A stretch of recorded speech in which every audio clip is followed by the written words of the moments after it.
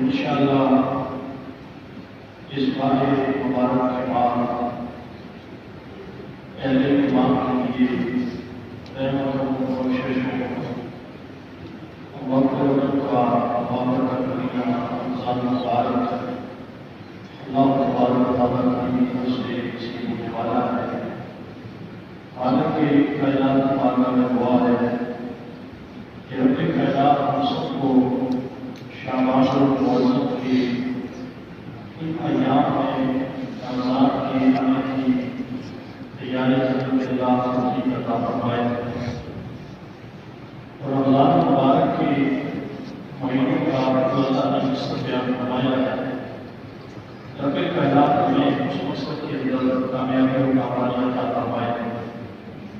شعبان المعظم کا عبادت مہینہ جس کے اندر ہم موجود ہیں، تو اسی مناسبت سے میرے قرآن حکیم فرقان حکیم کی چند آیات بینات آپ کے سامنے تلاوت کرنے کا شرف کیا ہے، جس میں اللہ رب العزت کے ارشاد فرما رہے ہیں کہ مجھے قسم ہے روشن کتاب کی کہ ہم نے اس کو برکت والی رات میں نازل کیا ہے اور بے شک ہم ڈرانے والے ہیں۔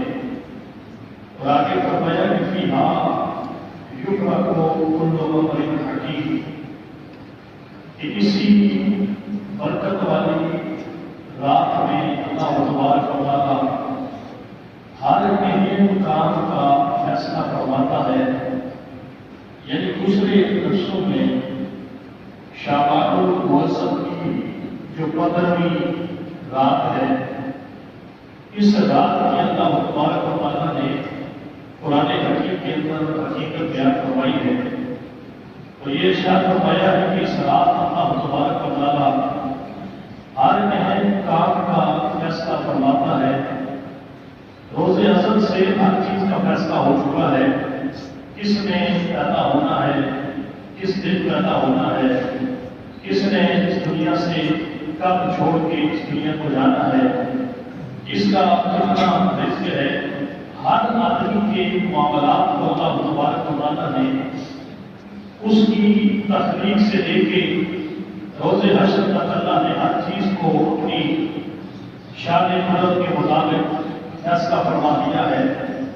لیکن شعبان المعظم کی جو 15ویں شب ہے اسے ہم شب برات کہتے ہیں، اس رات کے بارے میں اللہ تبارک و تعالیٰ سے فرماتے ہیں کہ اِنَّا أَنزَلْنَاهُ فِي لَيْلَةٍ مُبَارَكَةٍ، کہ ہم نے قرآن حکیم کو اس برکت والی رات میں نازل فرمایا ہے۔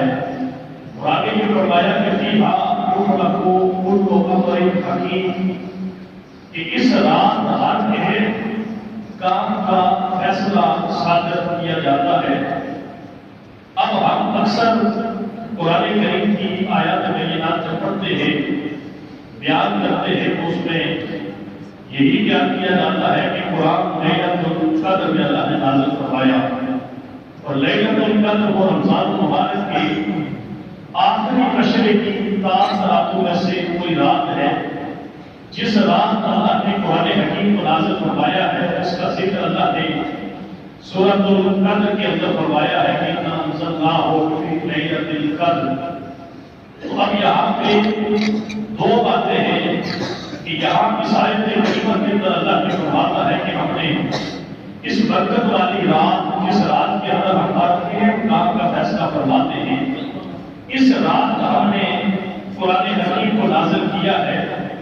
اور دوسری طرف اللہ تبارک و تعالیٰ نے نزول قرآن کے حوالے سے رمضان المبارک کے آخری عشرے میں سے کسی ایک رات کے اندر نزول قرآن کا ذکر فرمایا ہے، تو مفسرین یہ فرماتے ہیں کہ اس کے اندر کوئی گھبرانے والی یا اختلاف والی بات نہیں ہے، اس لیے کہ نزول قرآن 2 دفعہ ہوا۔ پہلا نزول لوح محفوظ میں سارا قرآن اللہ نے لکھ دیا تھا، لیکن یہ جو شب برات ہے، اس رات اللہ نے قرآن کریم کو لوح محفوظ سے سارے کا سارا قرآن آسمان دنیا میں نازل فرمایا۔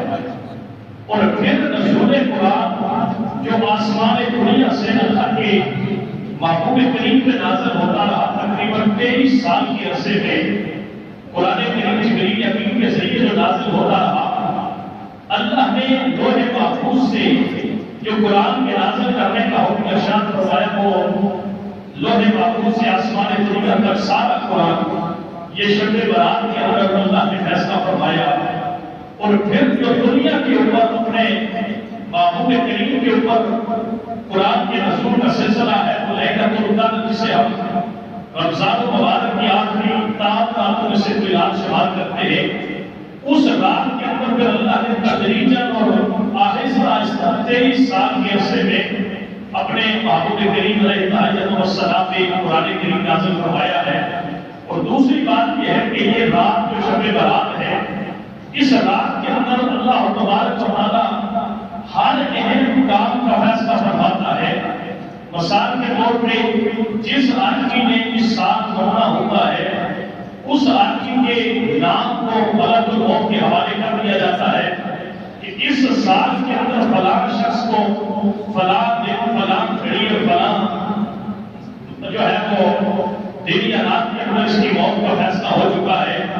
اسی طرح جن ارواح نے اس دنیا کے اندر آنا ہوتا ہے ان کے نام بھی اللہ اس فرشتے کے حوالے کر دیتا ہے۔ اسی طرح بارشوں کا سلسلہ ہے، رزق کا سلسلہ ہے، یہ جتنے کے جتنے معاملات ہیں یہ اس ایک رات سے ہم شب برات کرتے ہیں، شعبان المعظم کی 15ویں شب جسے ہم اپنی طور پہ مناتے ہیں۔ اس رات کے اندر اللہ تبارک و تعالیٰ اپنے ہر اہم کام کا فیصلہ جس کا تعلق بندوں سے ہوتا ہے وہ فرماتا ہے۔ اسی لیے اللہ کے محبوب کریم صلی اللہ علیہ وسلم نے صحابہ کرام رضوان اللہ تعالیٰ علیہ اجمعین کو اس رات کے حوالے سے خاص کر آپ نے وصیت فرمائی ہے، اور سیدہ عائشہ صدیقہ رضی اللہ تعالیٰ عنہا سے وہ حدیث مبارکہ جو بڑی مشہور ہے کہ آپ فرماتی ہیں کہ اللہ کے محبوب میرے گھر کے اندر تشریف فرما تھے، اس رات اللہ کے محبوب نے میرے حرم کے اندر اپنی رات گزاری تھی۔ رات کا جب وقت آیا تو میں نے محسوس یہ کیا کہ اللہ کے محبوب کریم اپنے بستر پہ موجود نہیں ہے۔ آپ فرماتی ہیں کہ میں اٹھی اور میں نے اٹھ کے دیکھا کہ اللہ کے محبوب کریم بستر پہ نظر نہیں آ رہے، آپ کہاں پہ ہوں گے؟ آپ فرماتی ہیں کہ میں نے جب تلاش کیا تو دیکھا کہ اللہ کے محبوب حالت سجدے کے اندر ہے اور زاروں کے ساتھ رو رہے ہیں اور اللہ کی بارگاہ کے اندر کوئی مناجات فرما رہے ہیں۔ آپ فرماتی ہیں کہ میں کافی انتظار کرتی رہی، کافی دیر جو ہے وہ اسی انتظار میں کھڑی رہی کہ اللہ کے محبوب اپنا سر جو ہے وہ سجدہ مبارک سے اٹھائیں گے، لیکن حالت یہ تھی کہ رات گزر رہی تھی اور اللہ کے محبوب نے اپنا سر اول جو ہے وہ حالت سجدے میں رکھا ہوا تھا۔ کافی دیر کے بعد اللہ کے محبوب کریم کی آواز بھی آنی بند ہو گئی اور ایک سناٹے کی کیفیت وہاں پہ طاری ہو گئی۔ آپ فرماتی ہیں کہ میں آگے پڑھی اور پڑھتے میں نے اللہ کے محبوب کے پاؤں مبارک میں جھومش تھی۔ اللہ کے محبوب نے اپنا سر اٹھایا، سر اٹھا کے میری طرف دیکھ کے آپ نے فرمایا کہ عائشہ تو کیا سمجھ رہی ہے کہ میں نے تیری اس رات کے اندر جو ہے وہ کوتاہی کر دی ہے؟ اللہ کے محبوب نے فرمایا کہ عائشہ معاملہ یہ نہیں ہے، میں جو ہے وہ اللہ کی عبادت کر رہا تھا۔ سیدہ عائشہ عرض کرتی ہے کہ یا رسول اللہ میری آنکھ کو جو پاؤں کے اندر میں نے حرکت کی ہے، جھومش کی ہے، اس کا مقصد فقط اتنا تھا کہ میں ڈر گئی تھی اور میں یہ سوچ رہی تھی کہ بعد میں نخواستہ کہیں اللہ کے محبوب کی روح جو ہے وہ جسم سے پرواز نہ کر رہی ہو۔ کافی دیر میں یہاں پہ کھڑی رہی، کافی دیر سے ویسے انتظار میں رہی کہ آپ اپنا سر اول اپنے سجدہ مبارک سے اٹھائے تو میں آپ سے جو ہے وہ بات کروں اور آپ سے پوچھوں کہ اتنی طویل جو ہے وہ عبادت کرنے کا مقصد اور مدعا کیا ہے؟ سیدہ عائشہ عرض کرتی ہے کہ یا رسول اللہ آپ کے سجدے کی طوالت دیکھ کے، خاموشی کا ماحول دیکھ کے اور آپ جس انداز میں یہاں پہ حالت سجدے کے اندر تھے تو مجھے محسوس یہ ہوا کہ آپ کے جسم مبارک سے روح پرواز کر گئی ہے۔ میں نے اس درد سے جو ہے آپ نے وہ مبارک کو جھومش دی ہے۔ اللہ کے محبوب فرماتے ہیں کہ اے عائشہ میری روح پرواز نہیں کر گئی تھی، بلکہ آج کی رات بڑی اہم رات ہے، اور اس رات کے اندر اللہ کی بارگاہ کے اندر غروب آفتاب سے لے کے طلوع آفتاب تک رب کائنات اپنی شان قدرت کے مطابق آسمان دنیا میں جلوہ فرما ہوتا ہے، اور اس رات کے اندر ہر ایک کام کا فیصلہ اللہ کی طرف سے صادر ہوتا ہے، اور ہر فرشتے کے ڈیوٹی جو ہے وہ کام اس کے سپرد کیا جاتا ہے۔ اے عائشہ، یہ وہ رات ہے کہ جس رات کے اندر رب کائنات اپنی بندوں میں سے قبیلہ بنو کنب کی جتنی بکریاں ہیں، ان بکریوں کے جسم میں جتنے بال ہیں، رب کائنات ان بال کے برابر جو ہے وہ اپنے بندوں میں سے ان لوگوں کی بخشش فرماتا ہے جو اس رات کے اندر اللہ کی بارگاہ میں اپنے گناہوں کی معافی کا سوال فرماتے ہیں۔ یہ اللہ کے باپ کے کریم کی حدیث مبارکہ ہے۔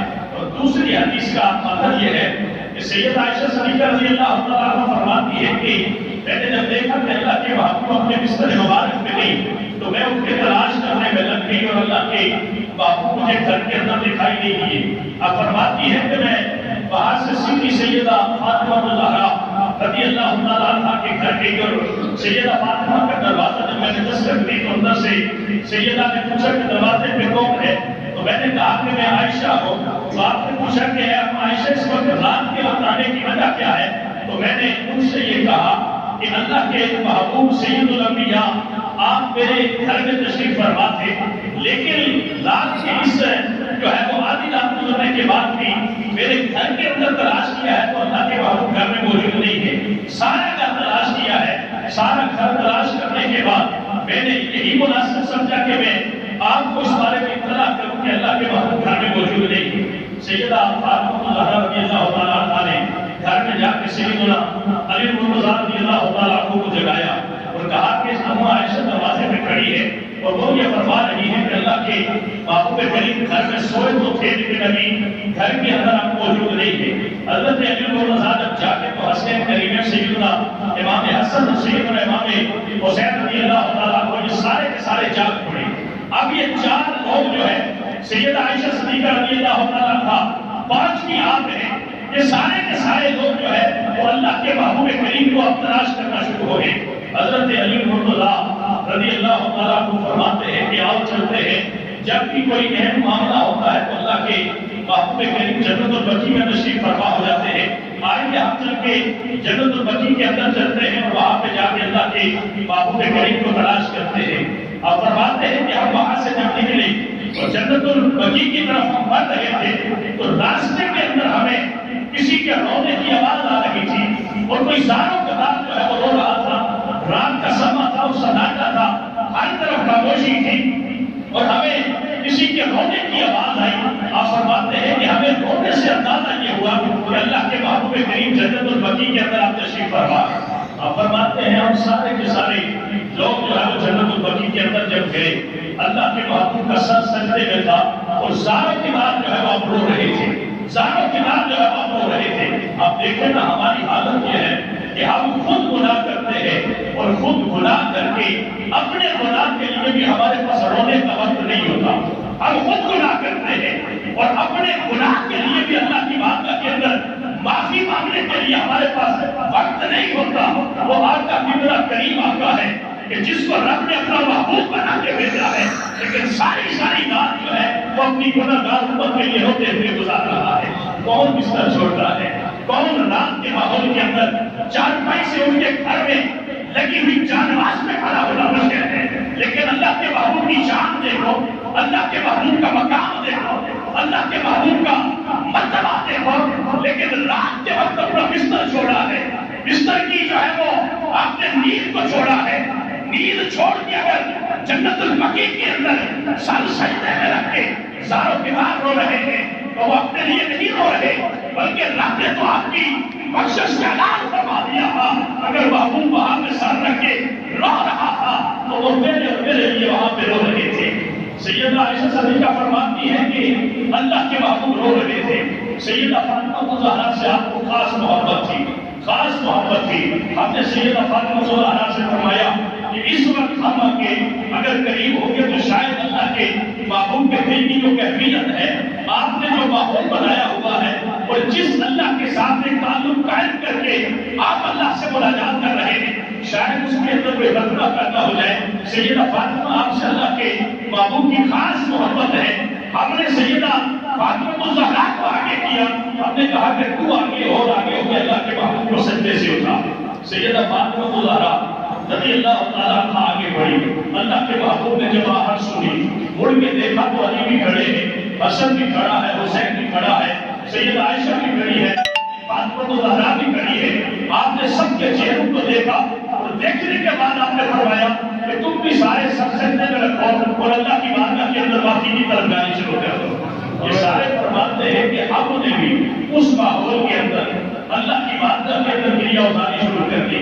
اللہ کے محبوب نے سر سجدے سے اٹھایا اور فرمایا کہ اے میرے خاندان والوں کو پتہ ہے کہ آج کون سی رات ہے؟ ہم نے عرض کی اللہ اور اللہ کا رسول بہتر جانتا ہے۔ اللہ کے محبوب نے فرمایا کہ یہ شعبان المعظم کی 15ویں شب ہے اور اسے شب برات کہا جاتا ہے۔ اس رات کے اندر رب کائنات ہر ایک کام کا فیصلہ فرماتا ہے۔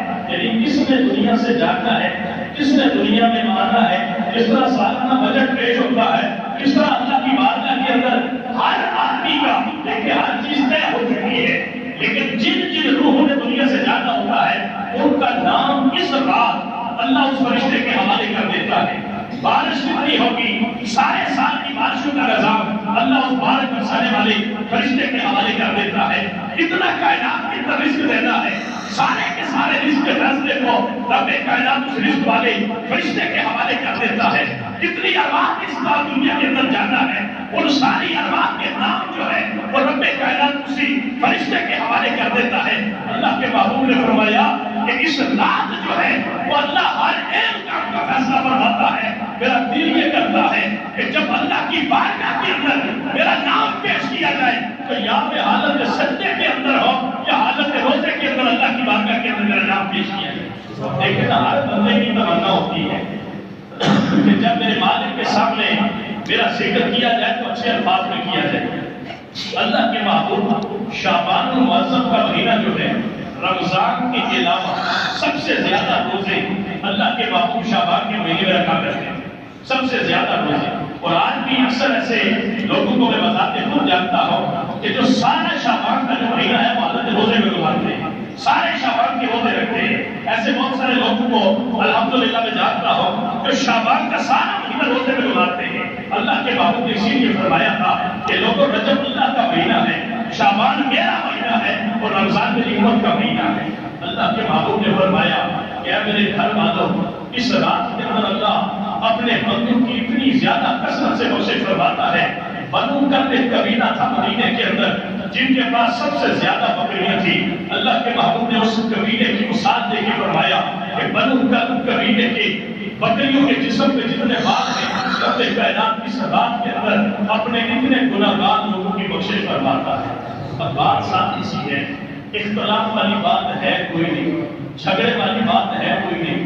میں ایک جملہ اکثر کہا کرتا ہوں کہ ہم اخلاقی طور پہ اتنے گر چکے ہیں اور انسان اتنا زیادہ باغی ہو چکا ہے کہ ہم اپنے گناہ کا اظہار اللہ کے سامنے کرتے ہوئے بھی شرماتے ہیں۔ ایک بندہ گناہ کر بیٹھا ہے تو رب کے علاوہ اس کے سامنے اور کون سا در ہے جس در سے وہ اپنے گناہ کی معافی کا سوال کرے گا؟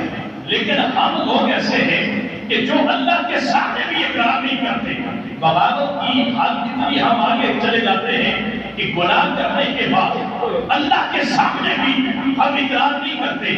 حضرت عبداللہ ابن مسعود رضی اللہ تعالیٰ عنہ فرماتے ہیں کہ لوگوں بندہ مومن کے گناہ کی مثال اس طرح ہے کہ جس طرح پہاڑ کے نیچے آئے ہوئے شخص کی مثال ہوتی ہے۔ بندہ پہاڑ کے نیچے آ جائے تو بندے کی کوشش یہ ہوتی ہے کہ جس طرح سے اور جتنا جلدی ممکن ہو میں اس پہاڑ کے نیچے سے نکل آؤں۔ ایک بندہ کسی پہاڑی کے نیچے دب جائے یا کسی ایسی جگہ کے نیچے دب جائے، خدا نہ کرے یہاں ہم سارے لوگ یہاں دب جائیں، کوئی زندہ بچ جائے، تو اس کی اتنی تمنا ہوگی کہ جتنا جلدی ممکن ہو مجھے اس پہاڑ کے نیچے سے نکالا جائے۔ حضرت عبداللہ ابن مسعود فرماتے ہیں کہ بندہ مومن گناہ کرتا ہے لیکن گناہ کرنے کے بعد پھر وہ فوراً وہ راستہ تلاش کرتا ہے جس راستے پہ چل کے وہ اپنے گناہ کو معاف کروا سکے۔ گناہ کرنا یہ بندے کا حصہ ہے، فرشتہ گناہ سے پاک ہے، لیکن وہ بندہ جو گناہ کر کے اس گناہ سے نکلنے کا راستہ تلاش کرتا ہے، اللہ سے صلح کرنے کی کوشش کرتا ہے، اللہ کی بارگاہ کے اندر حاضر ہو کے اپنے اس گناہ کا اقرار کر کے ندامت کے آنسو بہاتا ہے، تو رب کائنات اس انسان کے گناہ کو معاف بھی فرما دیتا ہے، اور اس انسان کو بعدوں کا اس کے گناہ کو اللہ نیکی کے اندر بھی تبدیل کروا دیتا ہے۔ ایک لمبا موضوع ہے، میں اس کی طرف نہیں جانا چاہتا، لیکن اللہ کے حضرت عبداللہ بن مسعود رضی اللہ تعالیٰ عنہ نے فرمایا کہ جو منافق شخص ہوتا ہے اس کے گناہ کی مثال اس طرح ہوتی ہے کہ جس طرح ایک ساگ کے جسم پہ مکھی بیٹھ جائے۔ اب دیکھیں نا، میں یہاں پہ تقریر کر رہا ہوں تو 15-20 دفعہ تو میں مکھی کو ہٹا چکا، لیکن آپ کو پتا چل رہا ہے نہ مجھے خود پتا چل رہا ہے مکھی آ رہی ہے، بندہ مکھی کو ہٹا رہا ہے۔ دن کے اندر 500 دفعہ ہم کتنے دن کے کتنی دفعہ مکھی میرے جسم پہ بیٹھی ہے، میں نے مکھی اڑائی، کتنی دفعہ مکھی میرے سامنے آئی، میں نے مکھی کو ہٹایا ہے، بندہ شمار نہیں کرتا۔ حضرت عبداللہ بن مسعود فرماتے ہیں کہ جو نیک بندہ مومن ہوتا ہے گناہ کر کے وہ اس گناہ سے نکلنے کی کوشش کرتا ہے، جس طرح پہاڑ کے نیچے آیا ہوا شخص اپنے آپ کو پہاڑ سے نکالنے کی کوشش کرتا ہے، لیکن جو منافق ہوتا ہے اس کی مثال اس مکھی کے جسم پہ بیٹھنے والی ہوتی ہے، گناہ کرتا ہے، گناہ کرنے سے بالکل معمولی سمجھتا ہے۔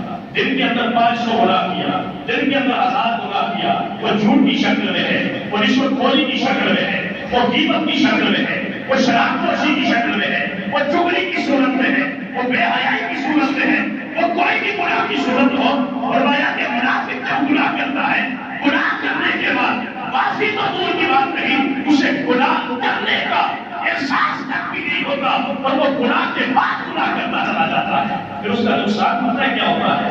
یہ میں نے سفید لباس پہنا ہوا ہے یا میرے جسم کے اوپر سفید چادر ہے، اس کے اندر اتنا سیاہ ٹوٹا ہو کالا، آپ میں سے ہر آدمی وہ ٹوٹا دیکھے گا۔ یار ان کے سامنے سفید چادر تو رکھی ہوئی ہے، سفید لباس تو پہنا ہوا ہے، لیکن اس سفید لباس کے اندر یہ کالا داغ ہے، ہر آدمی کو وہ داغ دکھائی دے گا۔ لیکن اگر یہ سارا لباس ہی میلا ہو جائے یا کالے رنگ کی چادر ہو، اور ایک تو مثال یہاں تک بیان فرمائے کہ منافق کے لیے گناہ اس طرح ہوتا ہے جس طرح کالی چادر پہ کیڑی چل رہی ہوتی ہے، یہ جو پیلی ہوتی ہے، چھوٹی سی پیلی ہوتی ہے، یہ اگر کالی چادر پہ چل رہی ہو تو کسے کیا پتا کہ یہ چادر کے اوپر کیڑی چل رہی ہے؟ فرمایا کہ منافق کو احساس ہی نہیں ہوتا، وہ گناہ کرتا چلا جاتا ہے، اور گناہ کے بعد پھر گناہ کرتا چلا جاتا ہے، یہاں تک کہ اس کا دل جو ہے وہ سیاہ ہو جاتا ہے، اور جب بندے کا دل سیاہ ہو جاتا ہے تو پھر اس سے نیکی اور بدی کا احساس ہو جاتا ہے۔ یہ تو حدیث کے الفاظ ہیں کہ بندہ گناہ کرتا ہے، دل کے اندر سیاہ نقطہ پیدا ہوتا ہے، چھوٹا سا نقطہ، ہاں توبہ کر کے اگر وہ اس نقطے کو مٹا دے، جس طرح ہم دھو کے کپڑے کا داغ پاک کر دیتے ہیں، اگر بندہ توبہ کر کے اپنے اس دل میں گناہ کے لگے ہوئے نقطے کو مٹا دے تو دل پھر صاف ہو جاتا ہے۔